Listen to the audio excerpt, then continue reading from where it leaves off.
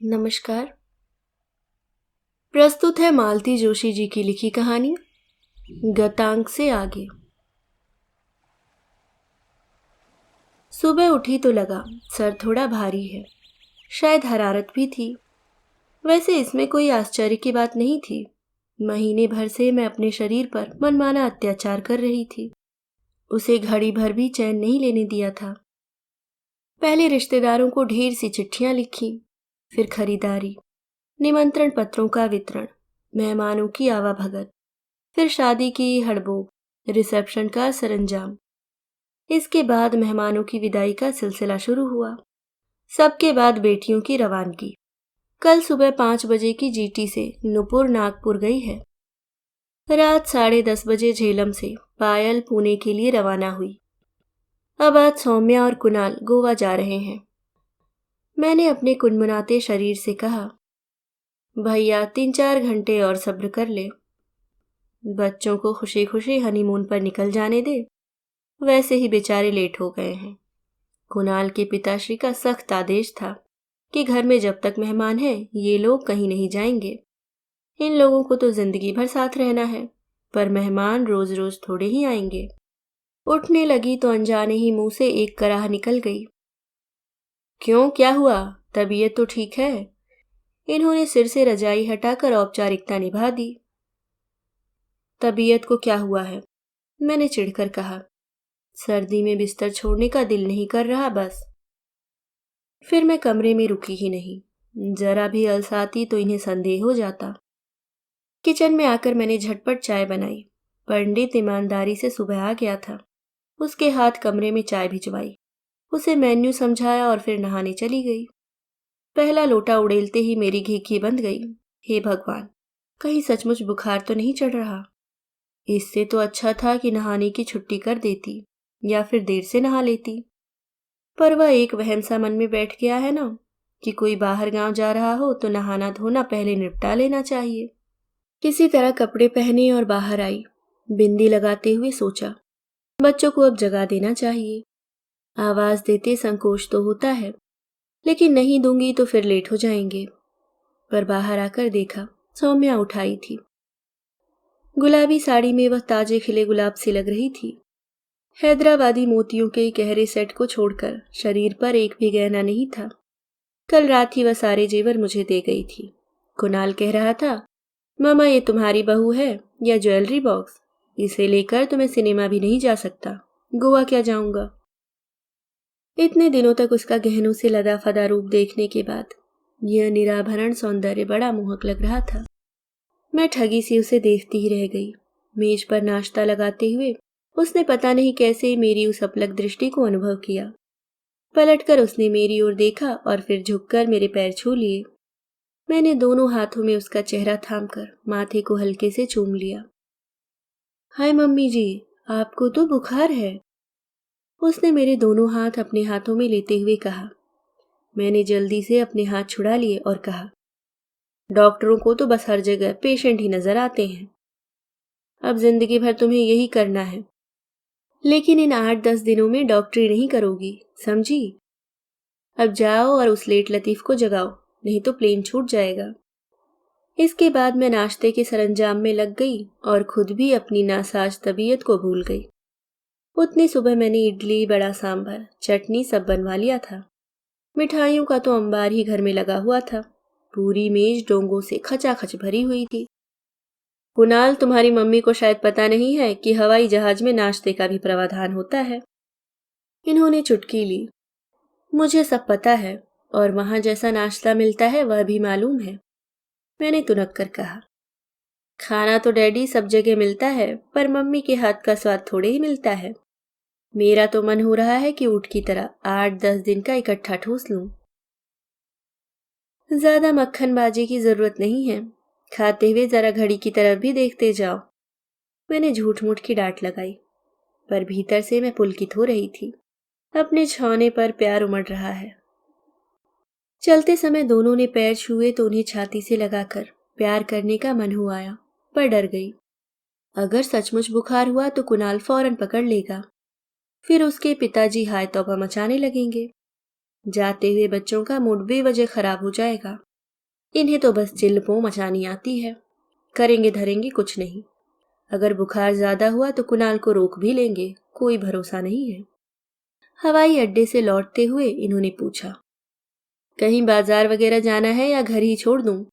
क्योंकि मैं तो अब सीधे दफ्तर जाऊंगा। लंच पर भी वेट मत करना। बाजार में अब क्या रखा है, बहुत खरीदारी कर ली। मुझे तो आप घर ही छोड़ दीजिए, तबीयत कुछ भारी लग रही है। बीपी तो नहीं बढ़ गया? कुणाल से चेक करवा लेती। क्यों, शहर में डॉक्टर नहीं है क्या? जाते जाते भी उन्हीं लोगों को बोर करती। इसमें बोर करने की क्या बात है? It is his professional duty. और आपकी कोई ड्यूटी नहीं है? मैंने मन ही मन भुनभुनाते हुए कहा, यह अभी तो नहीं होगा कि आधे दिन की छुट्टी ही ले ले। अच्छा, टेक केयर, इन्होंने गेट के बाहर ही गाड़ी रोकते हुए कहा, और लंच पर इंतजार मत करना। सुन लिया, कितनी बार बताएंगे? मैं फिर भुनभुनाई। तब तक गाड़ी नजरों से ओझल हो चुकी थी।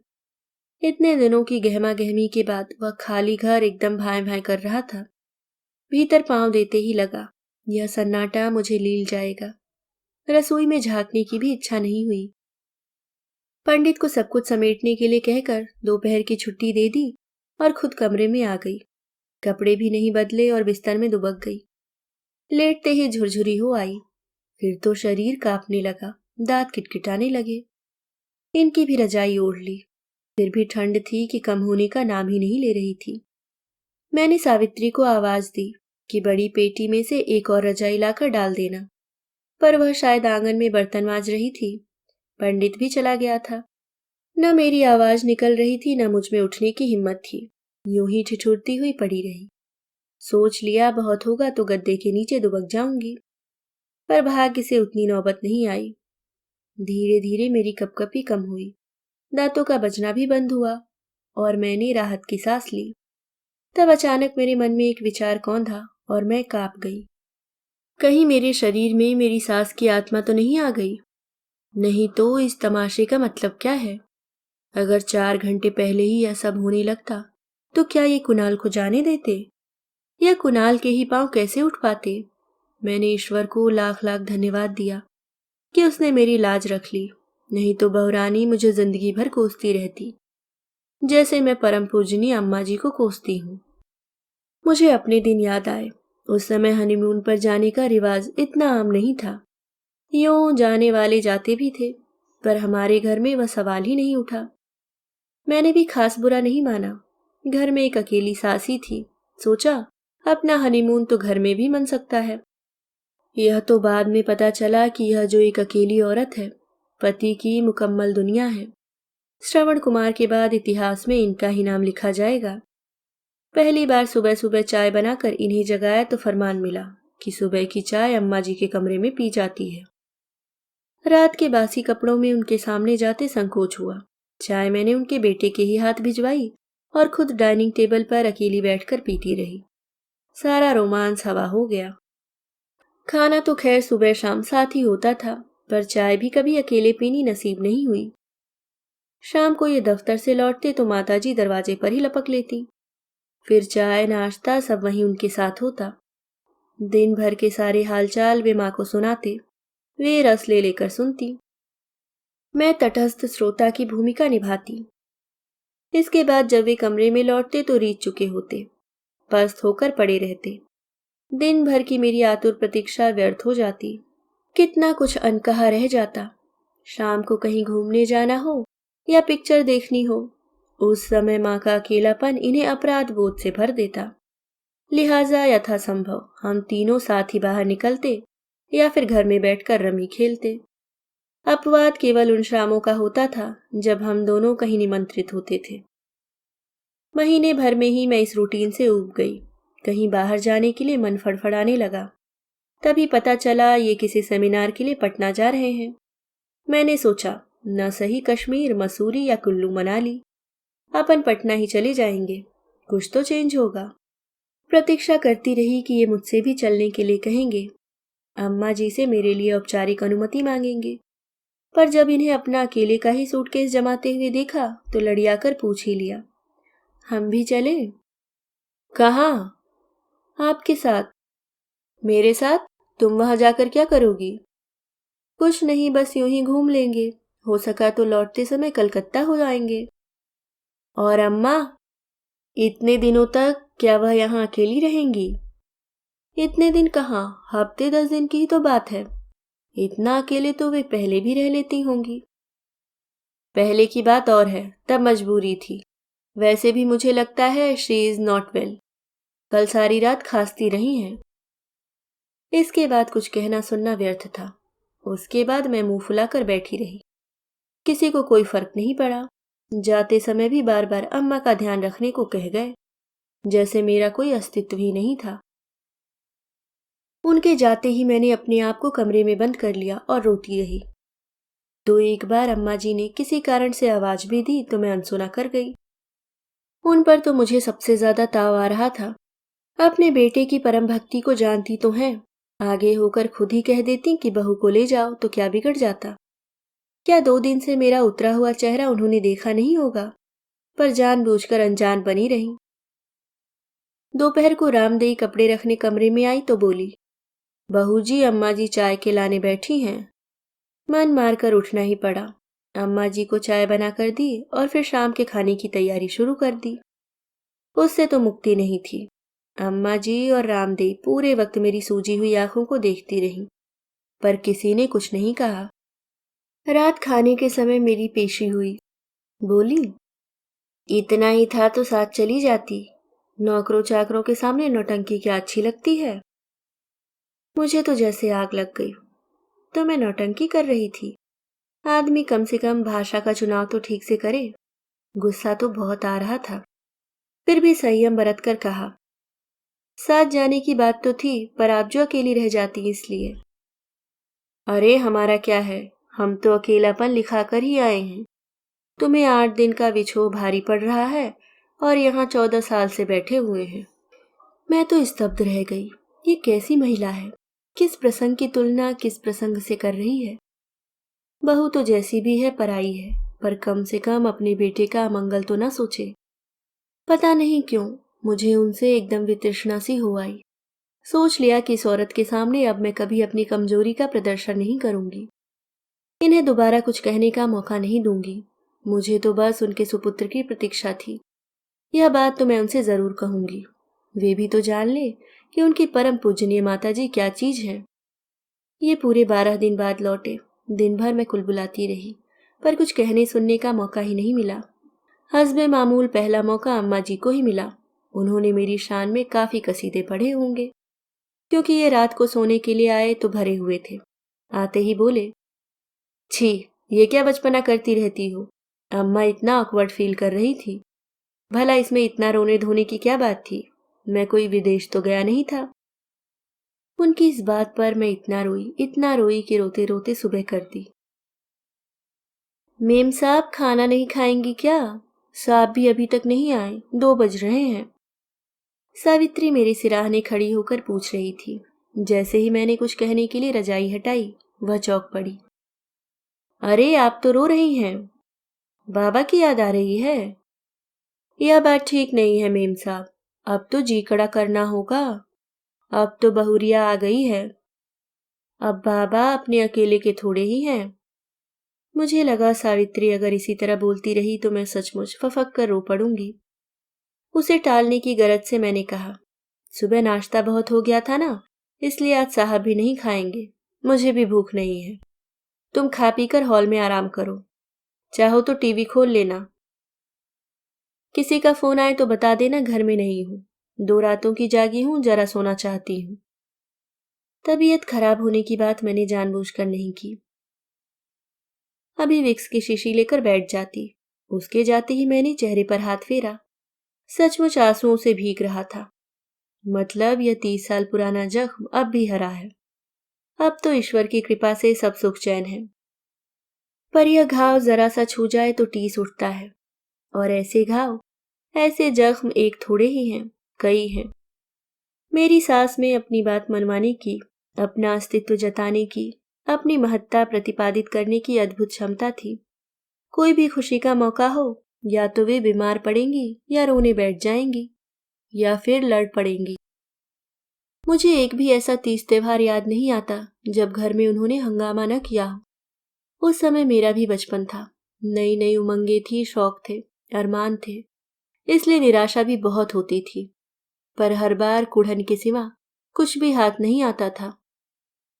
नूपुर का पहला जन्मदिन याद आ रहा है। मेरी शादी के बाद घर में यह पहला आयोजन था जो मैं अपनी जिम्मेदारी पर कर रही थी। इसलिए मेरे उत्साह का अंत नहीं था। मैंने बड़े कलात्मक निमंत्रण पत्र बनाए थे। गुड़िया के लिए सफेद फ्रिल वाली प्यारी सी फ्रॉक बनवाई थी। नाव के आकार का केक बनवाया था। रात रात भर जागकर बच्चों के लिए रिटर्न गिफ्ट्स पैक किए थे। बहुत दिमाग खपाकर मेन्यू तैयार किया था। 2 दिन पहले से मिठाइयाँ तैयार कर ली थी। यहाँ वहां से प्लेटें, चम्मच और गिलास इकट्ठा कर लिए थे। सुबह सवेरे नुपुर को आशीर्वाद दिलाने अम्मा जी के पास ले गई तो पता चला तबीयत खराब है, बीपी हाई हो गया है। वे कुछ इस तरह निस्पंद पड़ी हुई थी कि इन्होंने तो प्रोग्राम कैंसिल करने के लिए ही कह दिया। पर भला हो डॉक्टर शर्मा का। वे बोले, ऐसी घबराने वाली कोई बात नहीं है, थोड़ा रेस्ट ले लेंगी तो शाम तक ठीक हो जाएंगी। खैर उन्हें तो क्या ठीक होना था, शाम तक ये भी उस कमरे से बाहर नहीं निकले। दिन भर मैं अकेली ही लगी रही। आते जाते अम्मा जी का हालचाल पूछना भी जरूरी था। शाम को यह आलम था कि मैं मेहमानों से घिरी हुई गुड़िया का हाथ थामे केक काट रही थी और उसके पापा अम्मा के सिरहाने बैठे पेपर पढ़ रहे थे। बाद में उस बीपी का राज मालूम हुआ। अंडे वाले केक पर यह तीखी प्रतिक्रिया थी। मैंने अपना सिर पीट लिया। यह बात पहले भी तो बताई जा सकती थी, लेकिन पहले बता देती तो फिर यह नाटक कैसे हो पाता। तर्क तो यह दिया गया कि कुछ अपनी अक्ल से भी काम लेना चाहिए। अक्ल तो मेरी सचमुच मारी गई थी, नहीं तो हर बात के लिए हाई कमान की मंजूरी न ले लेती। पायल हुई तो घर में ऐसा मातम छा गया जैसे पता नहीं क्या हो गया है। मिठाई तो दूर, किसी ने उसके लिए एक नई फ्रॉक तक नहीं खरीदी। 2 महीने तक बेचारी निपुर की उतरन पहनती रही। आखिर एक दिन डरते डरते मैंने उसके नामकरण के लिए पूछ लिया तो तुनक कर बोली, कुछ भी रख लो, क्या फर्क पड़ता है। नहीं, मैं सोच रही थी इसी बहाने कॉलेज की औरतों को ही बुला लेती, कम से कम उसके नाम पर 5 गीत तो बज जाते। तुम तो ऐसा जश्न कर रही हो जैसे लड़का हुआ है, उन्होंने कसैले स्वर में कहा तो मैं चली आई। मेरे बाहर पांव देते ही वे इनसे बोली, इसलिए मैं इस रिश्ते के लिए मना कर रही थी, पर उस समय तो तुम कुछ सुनने की स्थिति में नहीं थे ना। इसकी माँ के भी 3 लड़कियां ही हैं। पता नहीं अब हमारे यहाँ भी बेटा होगा या नहीं, नहीं तो पितर प्यासे ही रह जाएंगे। वे और किसी कारण से मुझे मना करती तो मैं जिद न पकड़ती, पर उनकी इस आखिरी बात ने मेरा खून खौला दिया। हाँ, हम 3 बहनें थीं, पर हमारे माता पिता ने हमें कभी यह एहसास नहीं होने दिया कि हम अनचाही संतान हैं। मैं भी अपनी बेटियों को यह कभी महसूस नहीं होने दूंगी। और मैंने एक छोटा सा आयोजन कर ही डाला। उस दिन अम्मा जी बीमार तो नहीं पड़ी, पर मंदिर चली गई। रामदेई ने टोका तो बोली, वहां भागवत बैठी है, उसे खंडित कर दूं क्या? इनके यहाँ तो अब रोज ही बच्चे होते रहेंगे। उनके पीछे मैं क्या अपना पूजा पाठ छोड़ दूं? कुणाल के जन्म पर मुझे सिर्फ इसी बात की तसल्ली थी कि अब अम्मा जी खुश हो जाएंगी, उनके सारे गिले शिकवे दूर हो जाएंगे। पर वे तो उसे गोद में लेते ही रो पड़ी। बोली, तू कहाँ से आ गया रे? मैं तो समझी थी तेरे दादाजी का वंश डूब ही जाएगा। खुशी के मौके पर रोना उनका खास उसूल था। अपने स्वर्गीय पति की याद को जैसे वे गांठ में बांध कर रखती थी, उसके बहाने वे किसी भी समय आंसू बहा लेती थी। कुणाल का मुंडन हो, जनेऊ हो, यहाँ तक कि उसके मेडिकल में दाखिले पर भी उनकी याद आ गई थी। इनके तो हर प्रमोशन पर अम्मा जी का आंसू बहाना लाजमी था। इस बंगले का जब गृह प्रवेश हुआ तो उन्हें इसलिए रोना आया कि उनकी जिंदगी तो किराए के 2 कमरों में ही पूरी हो गई। ये ठाठ उन्हें नसीब न हुआ। नई गाड़ी में बैठी तो फफक कर रो पड़ी। बोली, तुम्हारे बाबूजी बेचारे 8-8 मील दूर तक साइकिल से जाते थे, एक स्कूटर तक हम लोग खरीद नहीं सके। पता नहीं क्यों उस स्वर्गीय व्यक्ति की कल्पना मैंने कभी अपने ससुर के रूप में नहीं की। न कभी मुझे वे कुणाल के दादा या इनके पिता के रूप में याद आए। मेरे लिए उनका वजूद सिर्फ अम्मा जी के पति के रूप में था। कभी कभी उन पर बड़ा गुस्सा आता कि उन्हें दुनिया से भागने की ऐसी क्या जल्दी पड़ी थी। कुछ दिन रह जाते तो कम से कम मेरे घर की हर खुशी में या आंसुओं का खारापन तो न घुलता। उस दिन कुणाल की शादी का रिसेप्शन था। हम दोनों हॉल के प्रवेश द्वार पर खड़े मेहमानों का स्वागत कर रहे थे। उनकी आवभगत का जिम्मा दोनों बेटियों का था। मेरी बहनें भी उत्साह से भीतर बाहर की व्यवस्था देख रही थीं। भीतर से आने वाला हर व्यक्ति मुझे सुंदर सी बहू के लिए बधाई दे रहा था, इनसे खाने की तारीफ कर रहा था। सारा वातावरण खुशी से सराबोर था। मुझे तो ऐसा लग रहा था जैसे जीवन में अब पाने के लिए कुछ भी शेष नहीं रह गया है। एकाएक मैंने लक्ष्य किया कि ये गुमसुम से खड़े हैं। हर आगंतुक के स्वागत में मुस्कुराते जरूर हैं, पर वह मात्र औपचारिकता है। मेरी बहन ने भी इस बात को नोट किया और पास आकर बोली, जीजा जी, आप इतने मायूस क्यों लग रहे हैं? आज तो खुशी का दिन है। ये भर्राए कंठ से बोले, अम्मा की बहुत याद आ रही है। वो होती तो कितना खुश होती। कुणाल की शादी का उन्हें बड़ा अरमान था। मैंने सिर पीट लिया। तो अब क्या यह भला आदमी माताजी की परंपरा को भी निभाएगा? थोड़ी बहुत शुरुआत तो इन्होंने कर ही दी है। अम्मा जी ने घर में कभी रबड़ी नहीं आने दी, क्योंकि वह बाबूजी का प्रिय व्यंजन था। वे खुद कभी समोसे नहीं खाती थी, न घर में बनाने देती थी, क्योंकि जिस दिन बाबूजी का एक्सीडेंट हुआ था उस दिन नाश्ते में समोसे ही बनाकर रखे थे। शुक्र था कि बाजार के खाने पर पाबंदी नहीं थी, पर हम लोग अकेले जाते ही कितना थे। अम्मा जी की मृत्यु के बाद इन्होंने बेसन के लड्डू छोड़ रखे थे। फिर मुझे भी घर में बनाना अच्छा नहीं लगता था, पर कुणाल की शादी में मैंने वे सारी चीजें बनवाई जो अब तक घर में नहीं बनती थी। आखिर हम लोग इस लिजलिजी भावुकता से कब तक चिपके रहते? अतीत के खोल से कभी तो बाहर आना ही था। गाड़ी का परिचित हॉर्न सुना तो मैंने उठने का भरसक यत्न किया, पर शरीर जवाब दे गया। तब तक ये कमरे में आ चुके थे। बोले, अरे अब तक लेटी हो? तबीयत तो ठीक है ना? मैंने सूखी हंसी हंसकर कहा, तबीयत ठीक होती तो मैं क्या इस समय तक लेटी रहती? वही तो, चलो डॉक्टर मिश्रा के यहाँ चलते हैं, या उन्हें यहीं बुला लें? पहले आप चाय नाश्ता तो कर लीजिए। हाथ मुंह धोकर ये नाश्ता करने चले गए। एक कप चाय मेरे लिए कमरे में भिजवाई गई। चाहते तो वे खुद भी यहाँ मेरे साथ बैठकर पी सकते थे, पर उनसे इस तरह के सौहार्द की आशा करना मैंने कब से छोड़ दिया है। वे तो डॉक्टर को घर बुलाना चाहते थे, पर मैंने ही मना कर दिया। ऐसी बीमार तो मैं थी नहीं, और फिर कौन सा पैदल जाना था। डॉक्टर मिश्रा ने भी यही कहा, आपको कुछ नहीं हुआ है, बस ओवर एग्जॉर्शन है। 2-4 दिन बिल्कुल आराम कीजिए, ठीक हो जाएंगी। और फिर जैसा कि रिवाज है, उन्होंने 2-4 गोलियां पकड़ाई, 3-4 लिख दी। पतिदेव ने बड़ी तत्परता से केमिस्ट की दुकान के सामने गाड़ी रोककर खरीद भी दी। उनका कर्तव्य जो था पूरा हो गया। घर आते ही बोले, I think you are all right now. थोड़ा क्लब हो आऊं? 15 दिन से घर में बैठा हूं, बोरियत हो रही है। मुझे बड़ा ताव आया। खुद जरा सा बीमार होंगे तो सारा घर सिर पर उठा लेंगे, और दूसरा कोई बीमार पड़ेगा तो उसे डॉक्टर के भरोसे छोड़कर निश्चिंत हो जाएंगे। सच है, ज्यादा सहनशील होना भी गलत है। घर में फिर कोई पूछ परख नहीं होती। मेरे चेहरे के भाव शायद उन्होंने पढ़ लिए। बोले, अच्छा जाने दो, क्लब नहीं जाता। सक्सेना रस्तोगी वगैरह को यहीं बुला लेता हूँ। घर पर ही 1-2 गेम खेल लेंगे। पंडित चाय वाय तो बना देगा ना? मतलब आज उन्हें खेलने की तलब लगी है। बच्चे चले गए हैं ना, इसलिए घर में मन नहीं लग रहा। पर थोड़ा मेरा भी तो ख्याल किया होता। मुझे भी तो सूना घर काटने को दौड़ रहा है। घड़ी भर मेरे पास ही बैठ लेते। दोनों मिलकर शादी की तस्वीरें देखते, समधियों पर टीका टिप्पणी करते, बहू के रूप गुणों की चर्चा करते। 15 दिन से क्लब नहीं गए हैं, यह तो याद है, पर यह भूल रहे हैं कि पिछले 1 महीने से हम लोगों ने आपस में ढंग से बात भी नहीं की है। बस भागम भाग ही मची हुई थी।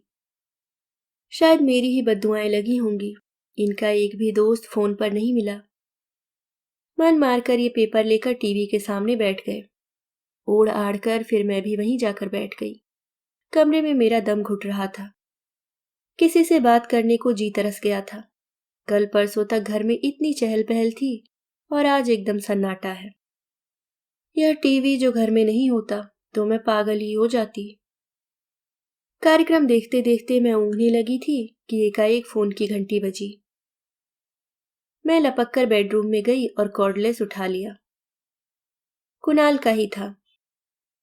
सॉरी मम्मी, दिन भर इतना घूमते रहे कि रिंग करने का समय ही नहीं मिला। अभी अभी लौटे हैं। कोई बात नहीं बेटे, सौम्या कैसी है? फाइन, बात कीजिए। फिर सौम्या की पतली सी आवाज आई। मम्मी आप कैसी हैं? सुबह खूब टायर्ड लग रही थी। अब ठीक हूँ, दिन भर खूब सोती रही। पापा कैसे हैं? अच्छे हैं, टीवी देख रहे हैं। उन्हें प्रणाम कहिएगा, हम लोग सुबह निकल रहे हैं।